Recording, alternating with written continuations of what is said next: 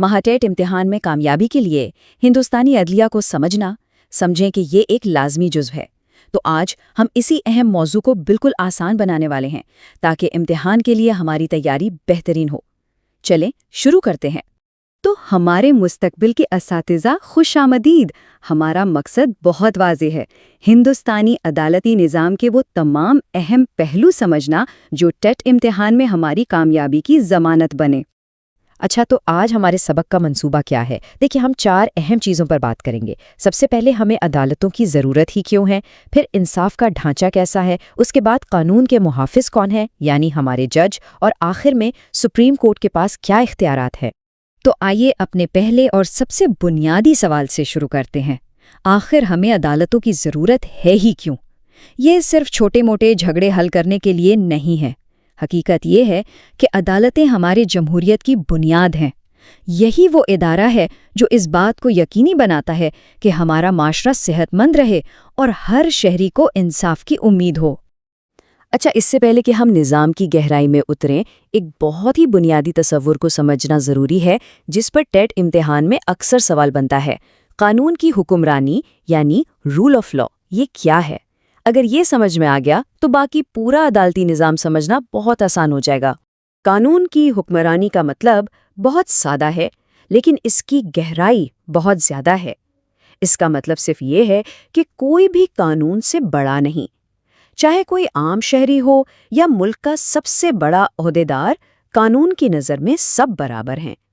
यही वो उसूल है जिसकी हिफाजत हमारी अदलिया करती है और इसी से लोगों का निज़ाम पर भरोसा कायम होता है।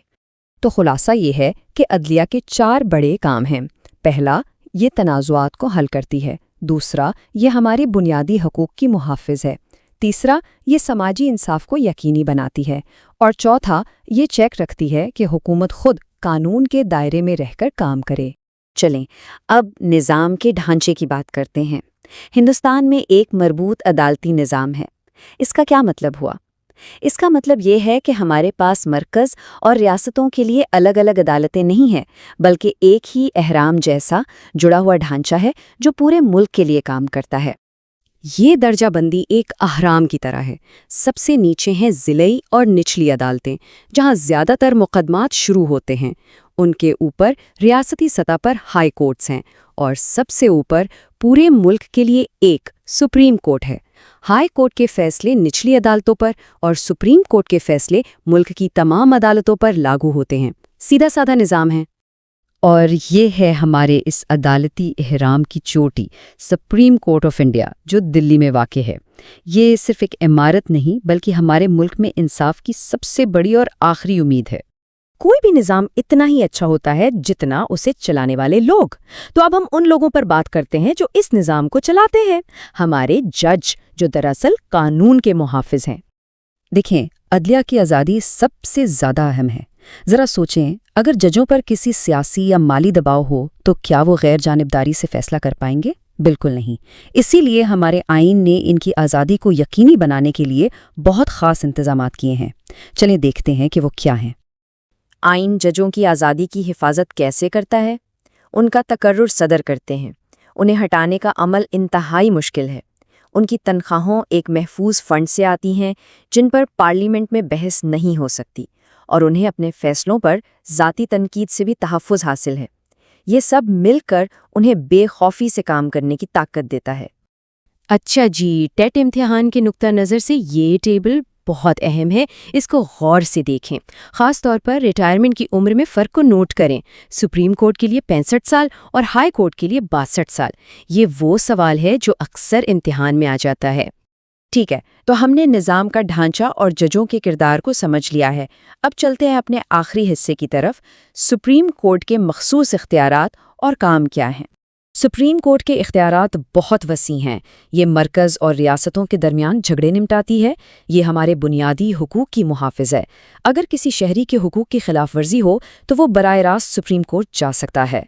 ये निचली अदालतों के फैसलों का जायज़ा ले सकती है और सदर को अहम कानूनी मामलात पर मशवरा भी देती है। पिछली कुछ दहाइयों में एक नया तस्वुर सामने आया है जिसे जुडिशल एक्टिविज़म या अदालती फ़ालियत कहते हैं। اس کا مطلب ہے کہ عدالت اب صرف مقدمات کا انتظار نہیں کرتی بلکہ معاشرے میں انصاف کو فروغ دینے کے لیے خود آگے بڑھ کر اقدامات کرتی ہے، خاص طور پر کمزور لوگوں کے لیے۔ اور اس عدالتی فعالیت کا سب سے بڑا ذریعہ بنی ہیں مفاد عامہ کی عرضیاں، یعنی پبلک انٹرسٹ لیٹیگیشنز یا PILs۔ ان کی وجہ سے کوئی بھی شخص معاشرے کے کسی بڑے مسئلے کو لے کر براہ راست عدالت کا دروازہ کھٹکھٹا سکتا ہے۔ اگر اس پورے سیشن سے صرف ایک بات یاد رکھنی ہو تو وہ یہ جملہ ہے: قانون کی حکمرانی کا تحفظ عدلیہ کرتی ہے۔ یہی وہ سچائی ہے جو ہمارے پورے جمہوری نظام کی بنیاد ہے۔ اس سیشن کے آخر میں ایک سوال میں سب کے لیے چھوڑ رہا ہوں۔ اس پر غور کریں کہ سپریم کورٹ صرف قانون کی کتاب نہیں پڑھتی بلکہ ہمارے آئین کی روح اور ضمیر کی بھی محافظ ہے۔ یہ سوچ آپ کو اس موضوع پر ایک گہری سمجھ دے گی۔ تو یاد ہے وہ پہلا سوال کہ حکومت کے فیصلے کو کون مسترد کر سکتا ہے؟ اس کا جواب عدلیہ کے سب سے بڑے اختیار میں چھپا ہے، جسے کہتے ہیں عدالتی نظر ثانی یا جوڈیشل ریویو۔ یہی وہ تصور ہے جو عدلیہ کو آئین کا محافظ بناتا ہے۔ اچھا، اس کا مطلب کیا ہے؟ بہت سادہ ہے۔ ملک میں آئین یعنی کانسٹیٹیوشن سب سے اوپر ہے۔ پارلیمنٹ کوئی قانون بنائے یا حکومت کوئی حکم جاری کرے، اسے آئین کے دائرے میں رہنا ہوگا، اور اگر ایسا نہیں ہوتا تو عدالت کے پاس یہ اختیار ہے کہ وہ اس قانون کو پوری طرح سے ختم کر دے۔ آپ اسے ایسے سمجھیں کہ عدلیہ ایک ریفری کی طرح ہے۔ وہ یہ دیکھتی ہے کہ حکومت اور پارلیمنٹ دونوں ٹیمیں آئین کے بنائے ہوئے اصولوں کے مطابق کھیل رہی ہیں یا نہیں۔ جہاں کوئی اصول توڑے گا، عدلیہ فوراً مداخلت کرے گی۔ اسی طاقت کو عدالتی نظر ثانی کہتے ہیں۔ تو اب جب ہم یہ سمجھ گئے ہیں کہ عدلیہ کے پاس کتنی بڑی طاقت ہے، تو آئیے اب دیکھتے ہیں کہ انصاف دینے کا یہ پورا نظام، یہ ڈھانچہ اصل میں کام کیسے کرتا ہے۔ دیکھیں، ہندوستان کا عدالتی نظام ایک ہیرارکی یعنی درجہ بندی پر بنا ہے۔ سب سے اوپر ہے سپریم کورٹ، جو پورے ملک کی سب سے بڑی عدالت ہے۔ اس کے نیچے آتی ہیں ہائی کورٹس، جو ہر ریاست کی سطح پر کام کرتی ہیں، اور پھر سب سے نچلی سطح پر ہے ضلعی عدالتیں۔ ایک عام شہری کا پہلا واسطہ زیادہ تر انہی نچلی عدالتوں سے ہی پڑتا ہے۔ اور جانتے ہیں، اس وقت پورے ملک میں 24 ہائی کورٹس کام کر رہی ہیں۔ ہر ہائی کورٹ کے سربراہ ایک چیف جسٹس ہوتے ہیں، اور ان تمام ججوں کا تقرر ملک کے صدر کرتے ہیں۔ یہاں ایک بات سمجھنا بہت ضروری ہے۔